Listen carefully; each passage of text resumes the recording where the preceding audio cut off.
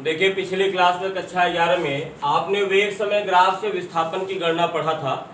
अब आज की क्लास में हम लोग वेग समय ग्राफ से त्वरण की गणना पढ़ेंगे। वेग समय ग्राफ से त्वरण क्या होता है? सूत्र इसमें होता है त्वरण इक्वल टू वेग समय ग्राफ की समय अक्ष से ढाल, ढाल यानी tan थीटा। अगर इसको हम मैथमेटिकली लिखें तो ये हो जाएगा a equal to tan theta, a equal to tan theta होगा। और थीटा किसके किसके बीच का कोण है? ग्राफ और समय के बीच का कोण। तो त्वरण को a से डिनोट करते हैं। अगर ग्राफ और समय के बीच का कोण थीटा है तो a equal to tan theta होगा। एक बार हम आपको फिर से बता दें ये फार्मूला कैसे आया है। देखिए, ये वेग मान लिया, इधर समय अक्ष मान लिया और इधर वेग अक्ष मान लिया। मान लिया आपको इस तरीके से ग्राफ है, हमको त्वरण निकालना है। तो देखिए त्वरण कैसे निकाला जाएगा?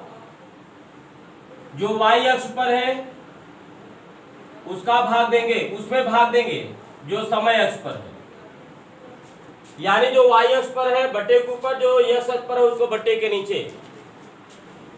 और ये होगा त्वरण। वेग बटा समय क्या होगा? त्वरण। तो जो y अक्ष पर है बट्टे के ऊपर, जो x अक्ष पर है बट्टे के नीचे। दो पॉसिबिलिटी है कि अक्षों का यहाँ पर जो वैल्यू है इनका भाग किया जा सकता है गुणा। अगर गुणा करेंगे तो विस्थापन मिलेगा, पीछे पड़ चुके हैं। अगर भाग करेंगे वेग अपान समय क्या हो जाएगा? त्वरण। और ये किस रूप में है? लंब बटे आधार के रूप में है। और लंब बटे आधार होता है tan थीटा। त्वरण को हम a से डिनोट करते हैं। तो इसी हिसाब से यहाँ पर फार्मूला क्या लिखा गया है? a equal to tan theta. अब हम क्या करेंगे, इस फार्मूले से विभिन्न ग्राफ में त्वरण की तरह होगा निकालेंगे। जैसे मान लिया आपको ये ग्राफ है, इसका वेग मान लिया v है, ये 0 समय है। तो अगर ये वेग निकालना है, यहां वैसे इसकी जरूरत नहीं पड़ेगी। देखिए, हम कोण ये किसके बीच में लेते हैं? ग्राफ और समय के बीच में। क्योंकि ये ग्राफ समय के क्या है? समांतर है। ये बीच का गैप क्या है? सेम है। तो ग्राफ समय के समांतर है। दो समांतर रेखाओं के बीच का कोण कितना होता है? 0। तो इसमें थीटा क्या लिया जाएगा? 0। त्वरण का फार्मूला क्या अप्लाई करेंगे? a equal to tan theta, a equal to tan theta. ये फार्मूला अप्लाई करेंगे। थीटा का मान रखेंगे हम लोग 0। तो ये क्या हो जाएगा? 0। फिजिकली भी आप समझें, इसमें त्वरण 0 क्यों होगा? क्योंकि यहाँ पर देखिए ऊपर की दिशा में वेग ले रहे हैं। वेग आप क्या है? वेग नियत है। यहाँ ये पूरा ऊर्ध्वाधर डिस्टेंस ग्राफ पर हर एक पॉइंट पर आपको डिस्टेंस सेम है। तो वेग अगर नियत हो, त्वरण क्या होता है? 0 होता है। दूसरा ग्राफ ये है, कोण हम किधर से किधर की तरफ लेते हैं? समय से ग्राफ की तरफ। चले समय से ग्राफ की तरफ। मान लिया आपको ये कोण अल्फा है। अब ये कोण आपको 10 अंक, 20 अंक, 30 अंक, 40 कुछ भी आपको हो सकता है। इसमें थीटा का मान कितना है? अल्फा है। अब इसको प्लस में लेंगे कि माइनस में लेंगे? कोण किसके बीच में लेंगे? ग्राफ और समय। ये देखिए वेग अक्ष और समय अक्ष के बीच। वेग समय ग्राफ किसको कहेंगे? वेग समय ग्राफ आपने पढ़ा है कि अगर एक अक्ष वेग है और एक अक्ष समय का है तो वेग और समय को अक्ष मान के इनके मध्य खींचा गया ग्राफ क्या कहलाता है? वेग समय ग्राफ। तो ये अक्ष वेग का है, ये अक्ष समय का है। तो इनके अलावा, इन अक्षों के अलावा जो भी रेखा दिखेगी वही ग्राफ है। ये वेग समय ग्राफ हो गया। तो कोण हम किधर से लेते हैं? समय से ग्राफ की तरफ। और ये कोण एंटी क्लॉकवाइज चल रहा है। एंटी क्लॉकवाइज एंगल हम लोग क्या लेते हैं? धन में लेते हैं। फार्मूला अप्लाई करते हैं। a इक्वल टू क्या फार्मूला अप्लाई करेंगे? tan theta. थीटा के जगह पर हम लोग क्या रखेंगे? अल्फा रखेंगे। तो चलिए अल्फा रखते हैं। तो a इक्वल टू हो जाएगा tan प्लस अल्फा, और प्लस लिखा नहीं जाएगा क्योंकि यह कोण क्या है? न्यून कोण है। और न्यून कोण यानी पहले चतुर्थांश में। पहले चतुर्थांश में tan क्या होता है? पॉजिटिव। इसलिए ये त्वरण क्या होगा? धनात्मक होगा। फिजिकली भी इसको समझ लिया जाए, धनात्मक त्वरण का मतलब क्या होता है? अगर यहाँ ऊर्ध्वाधर ऊपर की दिशा में इधर वेग लिया जाए, इधर समय, ऊर्ध्वाधर अगर यहाँ पर इधर से इधर की ओर बढ़े ऊर्ध्वाधर रेखा खींचे, ये लंबाई बढ़ रही है यानी वेग बढ़ रहा है। तो समय के बढ़ने पर अगर वेग बढ़ रहा है तो त्वरण क्या होगा, धनात्मक होगा। तो त्वरण धनात्मक का मतलब वेग का बढ़ना। ग्राफ ही बता रहे यहाँ पर ये ऊर्ध्वाधर डिस्टेंस बढ़ रही है तो वेग बढ़ रहा है, इसलिए त्वरण धनात्मक होगी। अब इसमें हम लोग क्या लेंगे, समय h के समांतर एक रेखा खींचते हैं।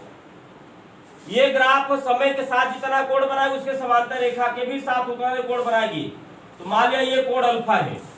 देखिए इसकी वजह क्या है, अगर दो रेखाएं क्या है, समांतर हैं, एक तिर्यक रेखा काट रही है, तो अगर ये रेखा इसके साथ इस रेखा के साथ जितना कोण बनाएगी इसके भी साथ उतना कोण बनाएगी। एक्चुअल में जो कोण हम लोग लेते हैं वो ग्राफ और समय के बीच में लेते हैं, क्योंकि ये दोनों समांतर हैं।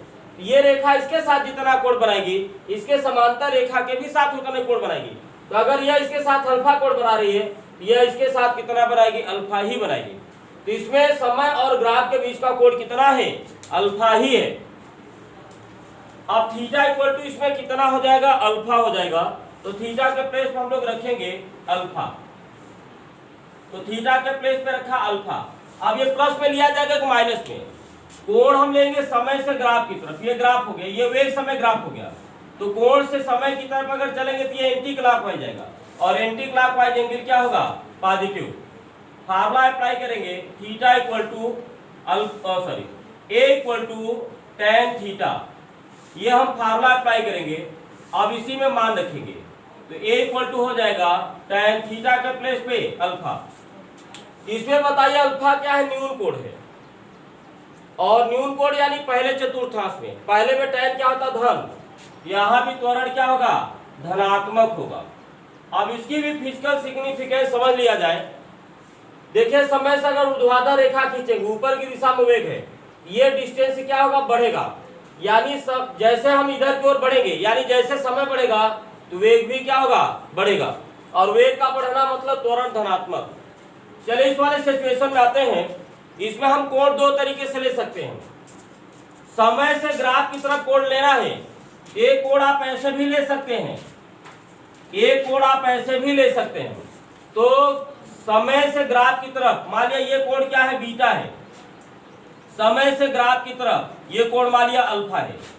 तो थीटा का मान क्या है, अगर ये अल्फा लेंगे तो समय से ग्राफ की तरफ ये कोण क्या है, क्लॉकवाइज, क्लॉकवाइज एंगल क्या होगा, अल्फा। अगर इस वाले कोण को पकड़ते हैं आप तो इसमें थीटा इक्वल टू क्या होगा, बीटा, और ये कोण क्या है, एंटी क्लॉकवाइज, समय से ग्राफ की तरफ, इसको प्लस में लेंगे। चाहे आप इसके हिसाब से निकालें, चाहे आप इसके हिसाब से। मान लिया ऊपर वाले के हिसाब से हम लोग यहाँ पर त्वरण निकालते हैं। ए इक्वल टू होगा tan थीटा, थीटा के जगह पर क्या रखेंगे, minus alpha. A equal to हो जाएगा tan माइनस अल्फा, और ए tan माइनस अल्फा होगा माइनस tan अल्फा। अल्फा यहाँ क्या है, न्यून कोण है, यानी पहले चतुर्थांश में, और पहले में tan अल्फा क्या होगा, धन, और उसके पहले लगा है माइनस, तो धन इंटू ऋण क्या हो जाएगा, ऋण, यानी इसमें त्वरण क्या हो जाएगा, ऋणात्मक हो जाएगा।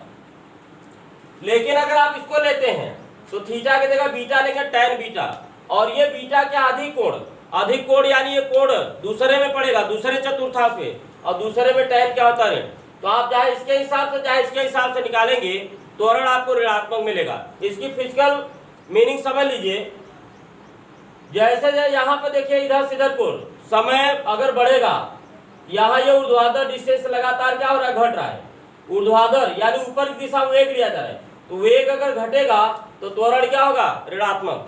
तो अगर वेग बढ़ेगा त्वरण धनात्मक होगा, वेग घटेगा त्वरण ऋणात्मक होगा। लेकिन वेग ना बढ़े ना घटे यानी नियत रहेगा तो त्वरण क्या होगा, शून्य होगा।